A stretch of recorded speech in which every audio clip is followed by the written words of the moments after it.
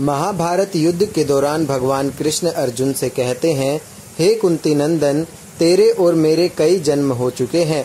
फर्क ये है कि मुझे मेरे सारे जन्मों की याद है, लेकिन तुझे नहीं। तुझे नहीं याद होने के कारण तेरे लिए ये संसार नया और तू फिर से आस्तिक पाले बैठा है। जैसे मनुष्य पुराने वस्त्रों को त्याग कर दूसरे नए वस्त्रों को ग्रहण करता है, वैसे ही जीवात्मा पुराने शरीर को त्याग कर दूसरे नए शरीर को प्राप्त होती है। पुनर्जन्म और ज्योतिष कहते हैं कि कुंडली में आपके पिछले जन्म की स्थिति लिखी होती है। ये कि आप पिछले जन्म में क्या थे। कुंडली, हस्तरेखा या सामुद्रिक विद्या का जानकार व्यक्ति आपके पिछले जन्म की जानकारी के सूत्र बता सकता है। ज्योतिष के अनुसार जातक के लगन में उच्च या स्वराशि का बंधु या चंद्र स्थित हो तो ये उसके पूर्व जन्म में सद्गुणी व्यापारी होने का सूचक है। किसी जातक के जन्म लगन में मंगल उच्च राशि या स्वराशि में स्थित हो तो इसका अर्थ है कि वह पूर्व जन्म में क्षत्रिय योद्धा था।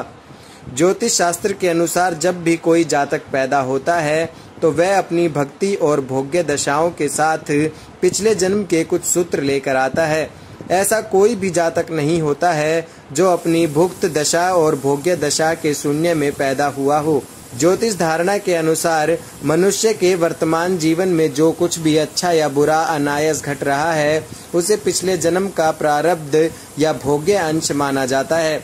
पिछले जन्म के अच्छे कर्म इस जन्म में सुख दे रहे हैं या पिछले जन्म के पाप इस जन्म में उदय हो रहे हैं, ये खुद का जीवन देखकर जाना जा सकता है। हो सकता है इस जन्म में हम जो भी अच्छा या बुरा कर रहे हैं उसका खामियाजा या फल अगले जन्म में भोगेंगे या पाप के घड़े को तब तक संभाले रहेंगे जब तक कि वह फूटता नहीं है।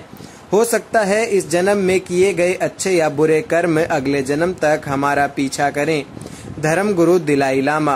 तिब्बत में जन्मे बौद्ध धर्मगुरु दलाई लामा कई जन्मों से अपने संप्रदाय से जुड़े हुए हैं। ऐसी मान्यता है कि उन्हें पिछले जन्म और अगले जन्म का पूरा ही वृतांत याद है। पिछले जन्म में वे कहाँ पैदा हुए थे और इस शरीर को त्यागने के बाद उनका अगला जन्म कहाँ होगा, वे शरीर त्यागने से पहले ही अपने शिष्यों को बता जाते हैं। उनके शिष्य उन्हें देह त्याग के तत्काल बाद उनके अगले जन्म के रूप में खोजबीन कर पहचान लेते हैं और मठ आदि में लाकर उसे बाल्यकाल से ही श्रेष्ठ धर्मगुरु की पदवी मिल जाती है। ये एक विशेष तकनीक द्वारा होता है। उनका दर्शन और ज्ञान और भाषा आदि का जप उच्चारण जन्म जन्मांतर से उनके साथ जुड़ा हुआ रहता है और ये भी कहते हैं कि वे जहाँ भी जाते हैं उस देश की ही भाषा में बात करते हैं। इसी तरह हिंदुओं के नाथ और नागा साधुओं के संप्रदाय में कई साधुओं को अपने पिछले कई जन्मों की याद है। 8 कारणों से लेती है आत्मा पुनर्जन्म। शास्त्रों के अनुसार आत्मा के पुनर्जन्म के संबंध में बताए गए 8 कारण। नंबर 1, भगवान की आज्ञा से।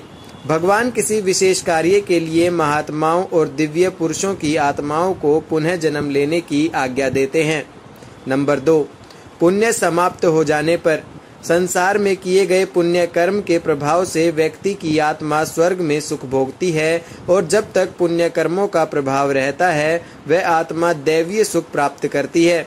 जब पुण्य कर्मों का प्रभाव खत्म हो जाता है तो उसे पुनः जन्म लेना होता है। नंबर 3, पुण्य फल भोगने के लिए।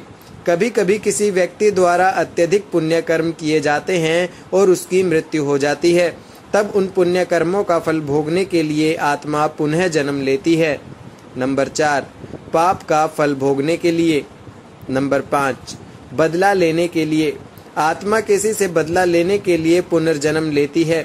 यदि किसी व्यक्ति को धोखे से, कपट से या अन्य किसी प्रकार की यातना देकर मार दिया जाता है तो वह स्वयं आत्मा पुनर्जन्म अवश्य लेती है।